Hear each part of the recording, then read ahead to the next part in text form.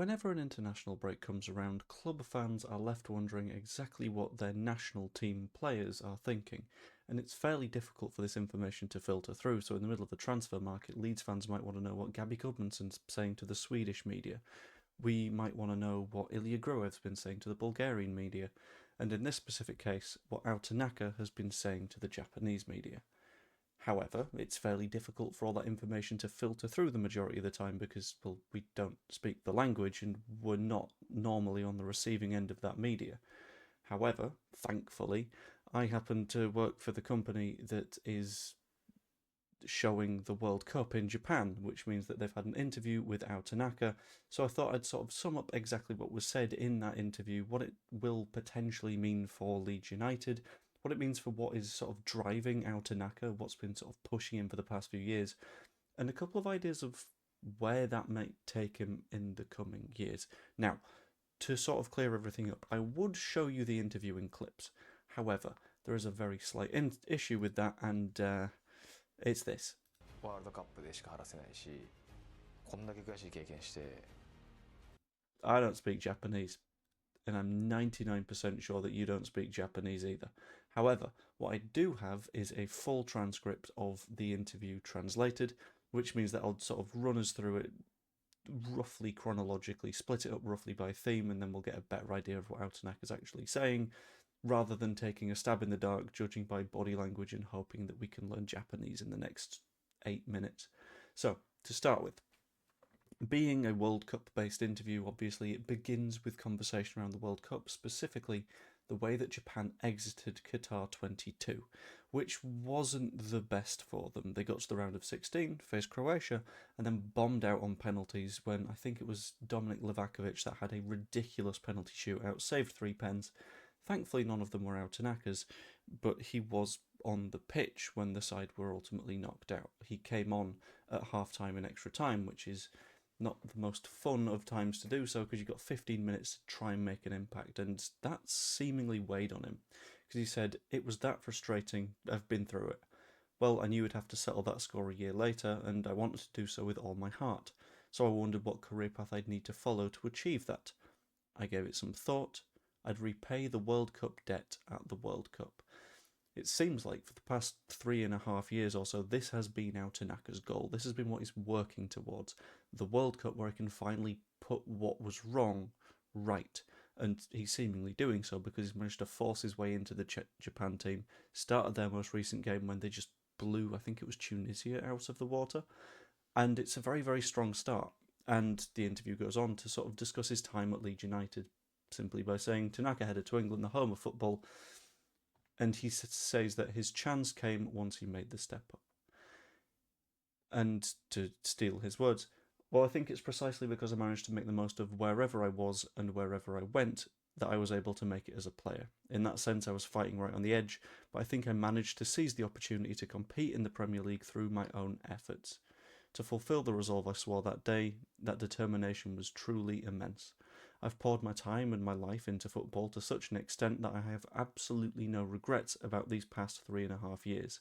So that is ultimately sort of saying that where he was in the second tier in Germany, which, let's be honest, a lot of Leeds United fans looked at that and went, why are we going to try and sign this guy?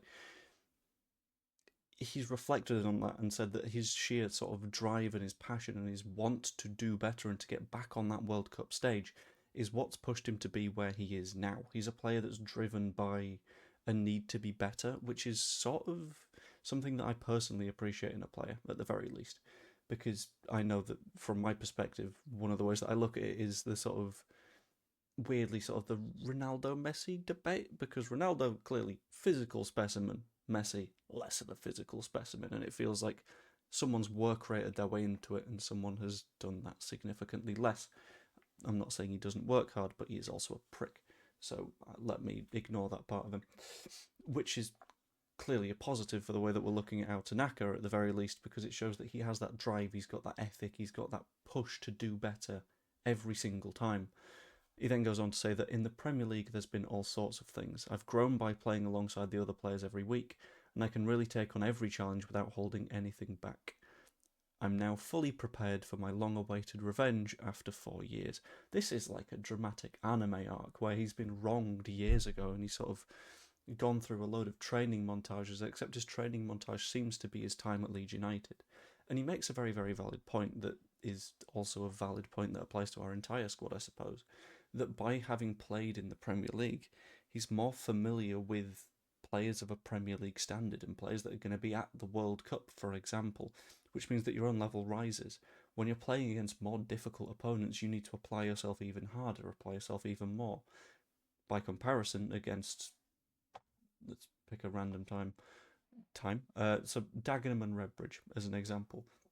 If Leeds played Dagenham and Redbridge, all of the players know they can make mistakes and be lazy and probably win anyway. The fact that week in, week out, Tanaka's playing against City, Liverpool, Arsenal, the biggies, means that he has to stay switched on and reduce his errors from his game almost entirely, which is genuinely fantastic to see. He also then goes on to talk a little bit more about the World Cup, saying it's difficult to put into words exactly how he felt, but he's aware that bitterness isn't going to disappear because he does something at Leeds, because this seems to be a fairly focused thing on make it right for Japan, which is kind of good. I really like that sort of passion in a player. But then he took the number 7 from Kaoru Mitoma, and he's sort of feeling this weight from the fans on himself because Mitoma has worn that shirt for Japan for a good while now. Tanaka has taken it for the World Cup because someone's got to take it. And he's now really feeling that weight, and the way that he phrased it is, at the same time, it's not that I've actually become a bit stronger or anything, but, well, I've taken it upon myself to shoulder various responsibilities, which I quite like. I like the fact that Tanaka is looking at things and going, you know what, I will take on that burden that Mitoma had of being something of like a beacon in the side and a leader and pushing the side forward on the pitch, which we saw against Tunisia. He set up a very nice chance for Japan's first goal, and I've seen a couple of people say that Tanaka didn't play too well.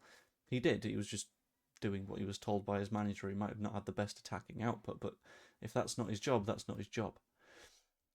Then goes on to say, I felt that too, so I think it'll be good if I can fight with sincerity and pride. I've returned to this dream stage carrying all sorts of emotions. The journey to take on the world's monsters begins once again. Well, monsters. They're certainly monsters, but now I've got a bit closer to that level myself. I'm looking forward to seeing how close I've gotten to the world's best.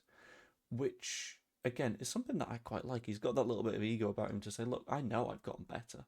I was playing in the Zweite Bundesliga, and now I've just come 14th in the Premier League. I've grown, I've developed, I've gotten better. And it's a sort of shout out to Japan's manager to say, give me minutes because I will prove myself and I will prove you right for picking me, which is a really nice thing to see. And in my opinion, this links in a little bit, sort of, to the Shea Charlesy stuff, primarily because whilst Shea Charles might be coming in, as we've learned, if Tanaka feels like he's been slighted, he will fight tooth and nail to get what he thinks he's earned. And what he thinks he's earned is a spot in the Leeds United side. We know this. We know that in the back half of last season, he got in and he stayed in. And that, I think, is going to be something that we witness going into next season. He's not going to want to be the one that stands aside for Shea Charles. He's going to prove that to Daniel Farke, and ultimately, I think he's going to stick around next season and fight for his place in the lineup because he can do that. And I kind of wish him the best at the World Cup. But also, if Japan could go out in the group stages and he could come back even more riled up and even more bonkers, that would also be absolutely delicious for Leeds United. Anyway, that aside, I hope you enjoyed the video. If you did, please pop a like on it, subscribe if you've not yet, become a channel member, all that kind of stuff. Hope you all enjoyed, and I will see you later. And I will leave you on this image of a very attractive Tanaka. I don't understand how... Look at this man. Look at him. 自分が What a guy. 決めるだけかなと思います。 Oh, he knows what he's doing there. Anyway, hope you enjoyed. I will see you later. Ta-ra.